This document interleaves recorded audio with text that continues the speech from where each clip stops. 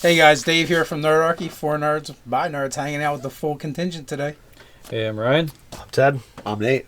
Today we are going to be discussing the latest Unearthed Arcana, and this sucker's a little meaty, so we're going to break it down. And part one, we'll tackle the Minotaur for the Krynn Minotaur, and actually this Unearthed Arcana is Waterborne Adventures, Right. so it's got a whole theme to it. Indeed. Waterboarding Adventures. Oh, no, they didn't name it that. Somebody at Watts, he was thinking here. Yeah. All right, so I know that you've delved quite deeply into the Dragonlance novels.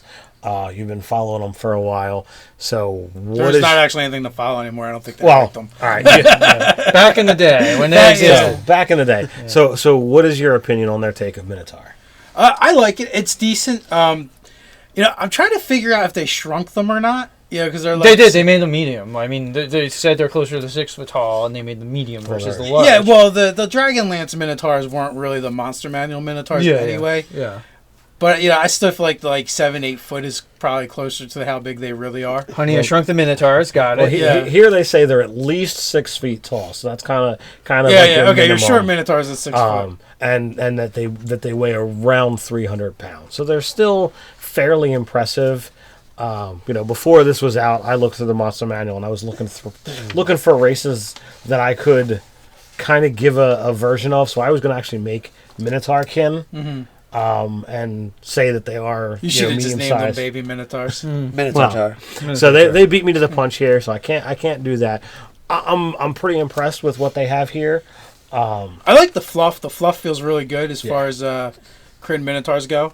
It's kind of crazy that they get so much choice, like as far as for their stat bumps. It's like, all right, you get a +1 to strength and another +1 to any of these 3 abilities. Yeah, but they only get 2. They only get 2 +1s. Yeah, so But it's versatile. It is versatile. So if you want to do, a Minotaur wizard or a Minotaur, wisdom based caster, you can go that route and be able to put that plus there. And you get that +1 of strength to show that you're stronger. So I like that feel. I think having those choices is really good for this particular thing. I like that they get that D10 attack that I will use as matched as I can possibly use it. Yeah. Well, it's good, but if you're not a warrior type, I don't think it's that useful. And there's a lot built around that too. About their horns. If you're a wizard, I don't think shoving people and ramming people Mage armor and shield is really your best way to go. Yeah, you can mage armor and shield, but I agree. Good portion of your spells. You're right. You're gonna have to hit them with your horns because you got on the left. 16 intelligence, 14 strength. You could do that melee wizard pretty cool. I think it adds, a nice thing where you can make a off-standard character a little more combat effective. Yeah, it's no Mountain Dwarf. No, that's all I'm saying. It's not the master race. So that's a Mountain Dwarf wizard can do a die 10 too. Yeah, that's true. But you can't go shoving people around. You can't shove people off the side of the ship. Can't do that. You gotta two-hand the club? Two-hand the axe, and you might as well because you can't use a shield. Yeah. So it's right there, but yeah. So what they get, basically they get the unarmed attack die 10 with their horns. Well, yeah, you have to careful of your phrasing. It's a melee weapon attack. Yeah. Yes. So it's not unarmed. So and it's not a simple weapon. So there's no. It's not light. It's not finesse. It's a lot of things that it's not. There's no sneak attack. There's no monk weapon. So they were careful with their wording here. Yes. But it's a die 10 attack, so I guess you could probably use it, and you have advantage to shove people. Yes, you use your horns. I think that's pretty cool. The Goring Rush is kind of cool because it allows you to take a double move and attack. Absolutely. No one else in the game can do that. All right. The Hammering Horns. Technically, the rogue could use their bonus action. Oh, that's true. So the rogue could move 60 feet and attack somebody.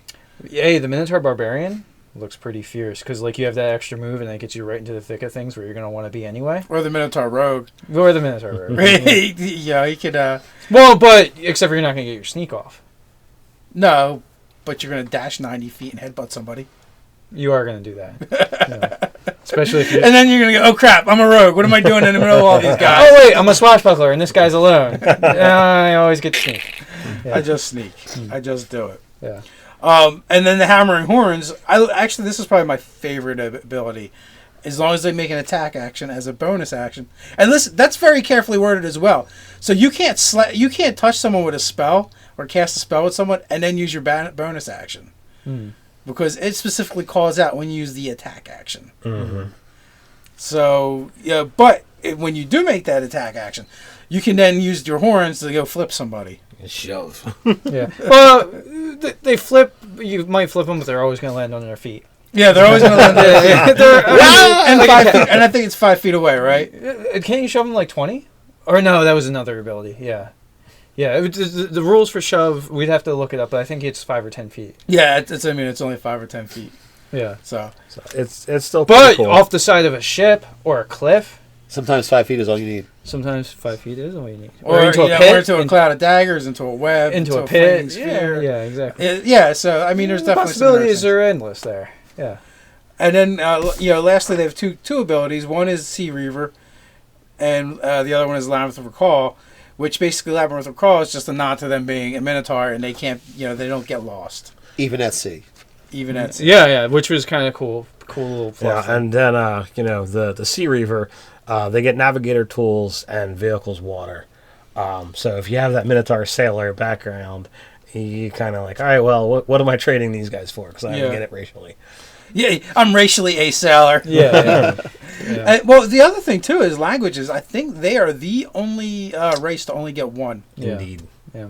So there, see, they nerfed them for you. That's right. So, at first, I was like, holy crap, a die 10. This is out of control.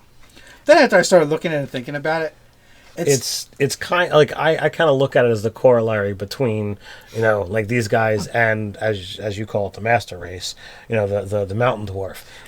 Either it's a situation where they're a Minotaur fighter and they could pick up a two-handed weapon and do that kind of damage anyway, or they're a caster and then it's kind of moot because they're not going to be exploiting that advantage.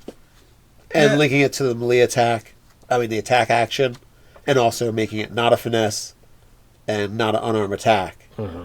That all kind of make it so that it's really just gonna assist fighters the best, that type of character build. So I guess what I really see this working for is like basically being a Minotaur great weapon fighter that like you have multiple attacks, and so you hit really hard with that greatsword. But you might want to use one of your other attack for positioning's sake and go ahead with a headbutt or whatever. Mm-hmm. And, this way you can do your stuff with the bonus action. Because you can't really effectively two-weapon fight as this Minotaur because the two-weapon fighting is always going to exhaust your bonus action. Right. So really you want to use something big and heavy or go with a shield. But two-weapon fighting Minotaurs are kind of... You lose the effects of your goring horns. Right. Yeah. Well, I mean, you can use them. It's just like the goring horns. Actually, I think it would work with duelist, where you get the +2 to hit as long as you don't have a second weapon in your offhand. Yeah, right. Which you don't. So you just headbutting somebody. Yeah, that is so cheese right there. Yeah, that's good stuff. Yeah, I like that. So you could use a shield and use an axe or a longsword or whatever that does a die 8. But then headbutt people for a die 10. Yeah, it's like this longsword's for show. I've totally cheated the two-weapon fighting. Yeah, at that point. Yeah. So for the duelist, I think that works. Clearly for two-weapon fighting, you can't do anything with it unless you take the dual weapon fighting feat. Well, yeah. Well, I mean, but you're making that attack as a bonus action. All right, so I guess you make that your primary attack, and then you make whatever else you're attacking with as a bonus action. Actually, it doesn't actually matter which one you do. So, the wording on two-weapon fighting, what is that? Is the wording on two-weapon fighting that you can use a medium weapon? No. The important thing is actually for the feat. What it says for the dual. Dual wielding feat. That's because normally you have to use light weapons. You master fighting with two weapons, gain the following benefits. You gain a +1 to AC while you're wielding a separate melee weapon in each hand. Okay. You can use 2 weapon fighting even when one-handed melee weapons you are wielding aren't light.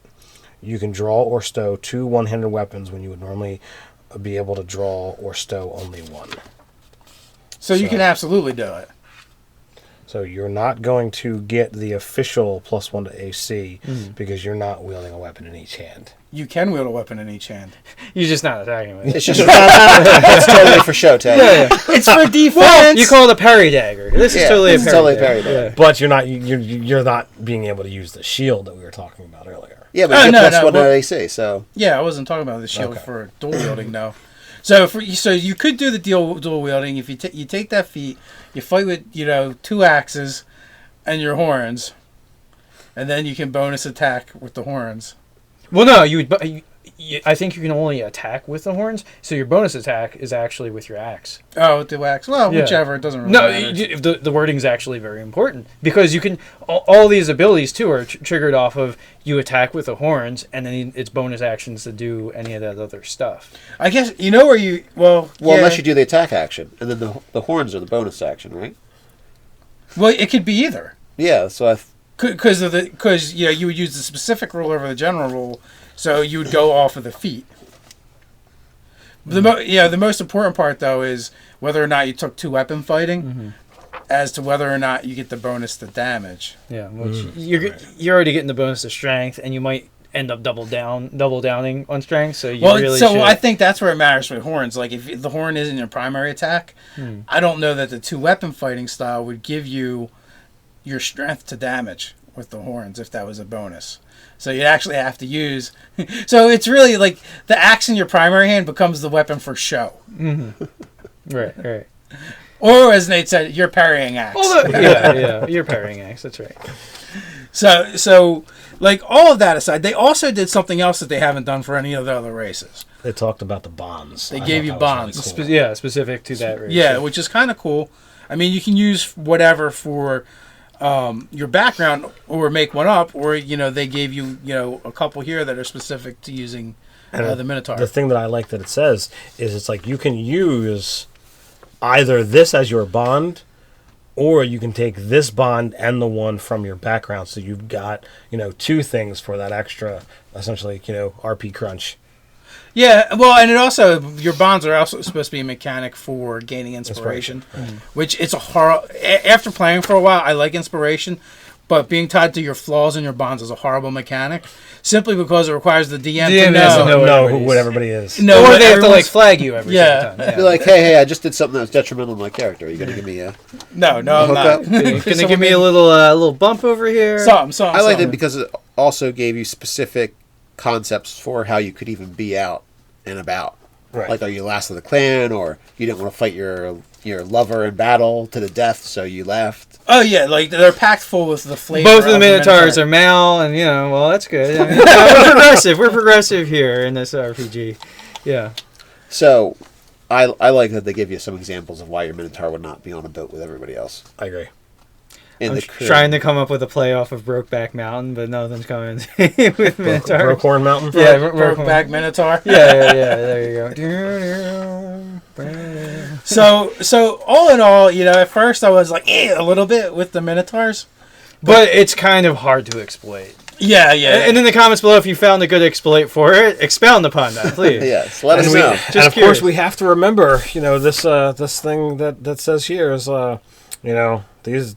They're a playtest. They're written in pencil, not ink. For these reasons, materials in this column is not legal in D&D organized play events. Yeah. So they tend, interestingly enough, they're a playable-ish race. I mean, in non-events or whatever. Yeah, I like them. They're lawful evil. Yes. By and large. Yeah, that's what they're geared towards, law and evilness. Yeah, I'm almost to the point where I'm like, can we pull these into Chimes of Discordia? I like them, as is. We haven't really done anything on the ocean front, so maybe that's I mean, but we could also reskin them, and they could not be. I had like my Egyptian flavored Minotaurs before that I thought were kind of cool. So we could re-import that. Yeah, we could totally reflavor something. But I mean, having access to another race that they are completely like, well, we already have half orcs. We already have Goliaths. How do we make these strong race something unique and interesting? And I know we give them horns and focus everything around that. Yeah, that's right. So I thought that was on the sea instead of. Well, I mean, yeah, that was their big thing. Is they're sailors. They have the rich RP to it that you're not relying on it just being strength. So I love it. I wanna see how we can use it. I like that mentality, and I dislike it at the same time. It's like, how can we include something new in the rules that isn't kind of the same as something else? I don't mind overlapping. If the mechanic works for a race, it works for a race. But in this case, though, this already existed. The Minotaur, the Krynn Minotaur, predated Goliaths. Oh yeah. So I mean, the only thing it didn't predate was the half orc. Hey, wait, do female Minotaurs have horns? Is that is that a thing? Yeah. That's the thing. Okay. Just everybody's got them. They all got them. They all got them. Okay. I was just and there is female Minotaurs. I mean, Yeah. the Monster Manual Minotaur. I don't know what it is now. I think they actually don't even say now. But it used to be that they were only male. There was no females, and they would have to mate with a female of another species to create them, or they were created through being cursed. Right. So which I don't think they like touch on that at all in the Monster Manual. They're like, we want to not touch this with a 10-foot pole. That's a previous edition type of thing because it never came out nice. Yeah. It's like the half-orc problem.